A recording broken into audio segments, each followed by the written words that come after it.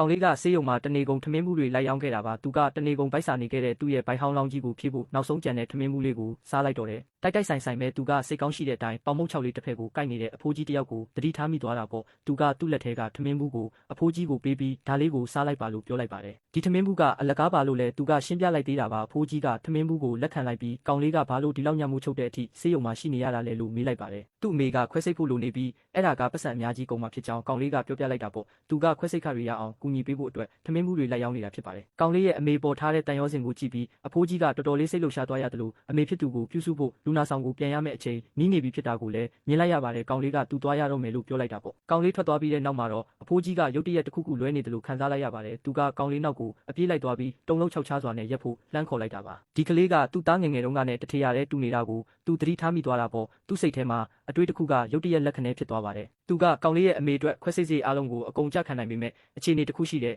အဲ့ဒါကတော့ကောင်လေးကသူ့ကိုအကူအညီတစ်ခုပြန်လုပ်ပေးရမယ်လို့ပြောလိုက်တာပါဒါကိုကြားပြီးတဲ့နောက်မှာတော့ကောင်လေးကချက်ချင်းပဲသဘောတူတဲ့အနေနဲ့ကောင်းမြင်လိုက်ပါတော့တယ်အဖိုးကြီးတောင်းဆိုလိုက်တာကတော့ကောင်လေးကိုသူ့ရဲ့မြေးလေးအဖြစ်ဟန်ဆောင်ပေးဖို့ပဲဖြစ်ပါတယ်အဖိုးကြီးရဲ့သားဖြစ်သူကတော့အပင်ပမာသတိမေ့မျောနေသူတယောက်ဖြစ်နေခဲ့တာပါသူကြာရှည်စွာသတိမေ့မျောနေတဲ့အချိန်မှာသူတူးလေးတော့အော်ခေါ်နေခဲ့တဲ့လူကတော့သူ့သားလေးညံညံပဲဖြစ်ပါတယ်အဖိုးကြီးကနာမည်တူတဲ့အဲ့ဒီကောင်လေးကိုခေါ်လာခဲ့တာပေါ့ကလေးရဲ့အတန်ကအိပ်ပျော်နေတဲ့သူ့သားကိုနိုးထလာစေနိုင်မလားဆိုတဲ့မျှော်လင့်ချက်နဲ့သူ့သားရဲ့ကတင်ဘေးကိုခေါ်လာတဲ့အခါကောင်လေးကဆေးရုံကတင်ပေါ်မှာမလုံးမရှက်ဖြစ်နေတဲ့လူကိုကြည့်လိုက်ပါတယ်ရုတ်တရက်ဆိုသလိုပဲသူကသူ့အမေတခါကပြခဲ့ဘူးတဲ့သူ့အဖေရဲ့ဓာတ်ပုံကိုမှတ်မိသွားတာပါခဏလေးတွင်းမှာပဲသူ့ရှိကလူကသူ့ရဲ့တကယ်အဖေရင်းဖြစ်နေတာကိုသူသိသွားတော့တာပေါ့ကောင်လေးကဒါကျွန်တော်အဖေပဲလို့စိတ်လှုပ်ရှားစွာနဲ့ပြောလိုက်ပါတယ်လွန်ခဲ့တဲ့10နှစ်တုန်းကတော့သူကဘီလီယံပေါင်းရာနဲ့ချီချမ်းသာတဲ့တထေးကြီးတယောက်ဖြစ်ခဲ့တာပါနေကမိန်းကလေးတယောက်နဲ့ချစ်ကျွမ်းဝင်ခဲ့တာပေါ့သူတို့မှချစ်စရာကောင်းပြီးလိမ္မာတဲ့သားလေးတယောက်တောင်အတူတူရရှိခဲ့ကြပါတယ်ဒါပေမဲ့သူကအိမ်ကိုပြန်ပြီးသူ့အဖေကိုဒီသတင်းကောင်းပြောပြတဲ့အခါမှာတော့သူ့အဖေကနေကမိန်းကလေးနဲ့လက်ထပ်မှာကိုပြင်းပြင်းထန်ထန်ကန့်ကွက်ခဲ့တာပါအဲ့ဒီလူကဒေါသတကြီးနဲ့အိမ်ကနေကားမောင်းထွက်သွားခဲ့ပါတယ်သူ့သားကိုတားဖို့အတွက်သူ့အဖေကကားရှိမှ